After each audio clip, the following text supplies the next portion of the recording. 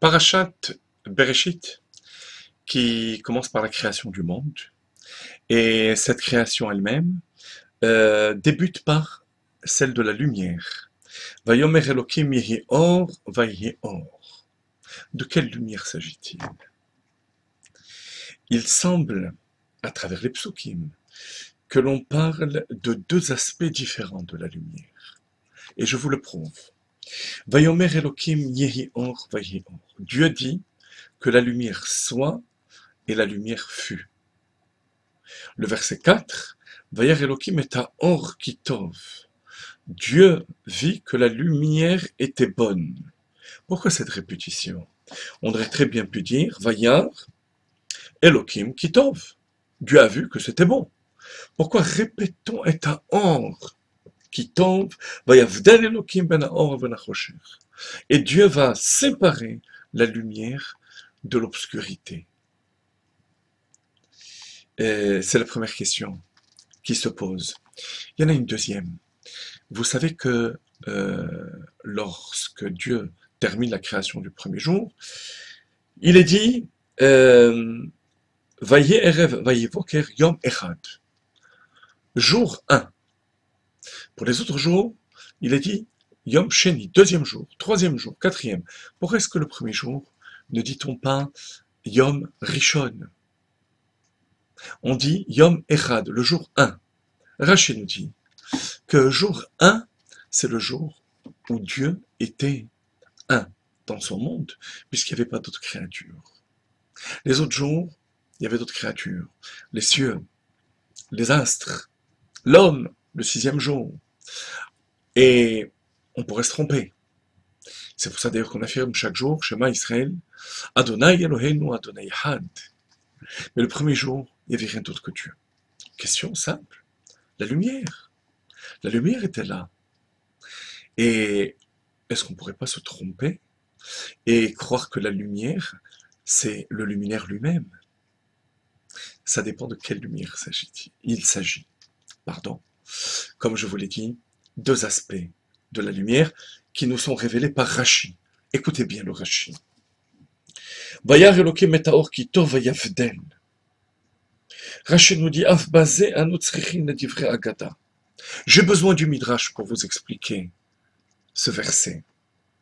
Ra'ahu she'eno kedai lishtamesh bo reshaim. Dieu a vu que cette lumière ne devait pas être utilisée par les impies. Il a séparé la lumière du monde et il a réservé pour les tzadikim les Atidlavo lorsque Mashiach viendra. Vous voyez donc qu'il ne s'agit pas de la lumière dont on parlait avant, que Dieu a créé. Au début, Vayomer Elokim Yeor. D'ailleurs, Rashi ensuite nous apporte l'explication la plus simple. ולפי פשוטו כך פרשו ראו כי טוב ואין אלו ולחושך שיהיו משתמשים בערבוים כמה לזה תחום ביום לזה תחום בלילה. Autre explication plus simple, Dieu a vu que la lumière et l'obscurité ne faisaient pas bon ménage ensemble. Et il a donc donné au jour, il lui a imparti la fonction du jour, à la lumière le jour, et l'obscurité la nuit. Apparemment, c'est l'explication la plus simple. Ve'ar Elokim et haor kitov vayavdel, il a séparé de l'obscurité. Non, Rashi nous dit que la première explication, je la mets justement en avant, en premier. Parce que la répétition, d'après la deuxième explication, on ne répond pas au problème de la répétition, il s'agit de la même lumière que Dieu crée et à qui il donne la fonction du jour. D'après la première explication, c'est pour ça que Rashi la met, comme je vous dis, en avant, on répond à cette question. Il s'agit d'un autre aspect de la lumière. On n'est pas obligé de dire qu'il s'agit de deux lumières. Dans la lumière, il y a deux aspects. Premier aspect, simple, matériel, c'est d'amener la clarté au monde matériel, clarté, chaleur, les fonctions de la lumière. Mais une deuxième fonction, c'est celle de révéler la présence de Dieu. Normalement, la Chassidoute explique, la lumière a un pouvoir infini, ce qu'on appelle un koach hablik vol. Lorsque la lumière éclaire, elle est capable, euh, comme un laser, de pénétrer au fin fond de la matière et de révéler la force infinie de Dieu qui est dans la matière. Ce pouvoir infini de la lumière avait été créé au début, mais Dieu a vu que ce pouvoir allait être utilisé par les Rechaïm. Il a caché. Et il a laissé pour les tzadikim la Hatid Lavo.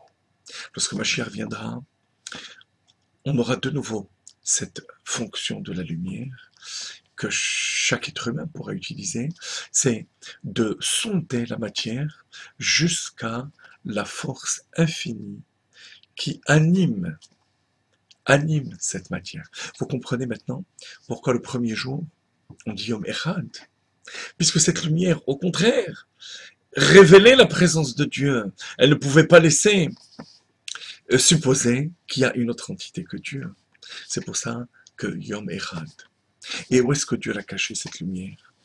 Dans la Torah, dans les profondeurs de la Torah. Lorsqu'on dit que Dieu l'a révélé pour les tzadikim, l'Atilavo, chez les tzadikim, à travers la Torah, en sondant la Torah, ils arrivent déjà à ce niveau de dévoilement de l'Atilavo. Ce sont les profondeurs de la Torah, Pnimiut Torah, qui est révélée dans nos générations à travers la Chassidut, Pnimiut Torah, la profondeur de la Torah, et c'est cette profondeur infinie de la lumière dont la Torah nous parle, et que Rashi nous révèle. L'enseignement, chers amis, c'est que dans la Torah, il y a une fonction infinie de la lumière qui est cachée. Alors bien sûr, à notre niveau, on n'est pas au niveau des tzadikim, ni au niveau de l'Eatid Lavo, mais un petit peu de cet aspect infini de la lumière qui révèle la présence de Dieu est aussi à notre niveau, en particulier dans la paracha de Bereshit. Shabbat Shalom.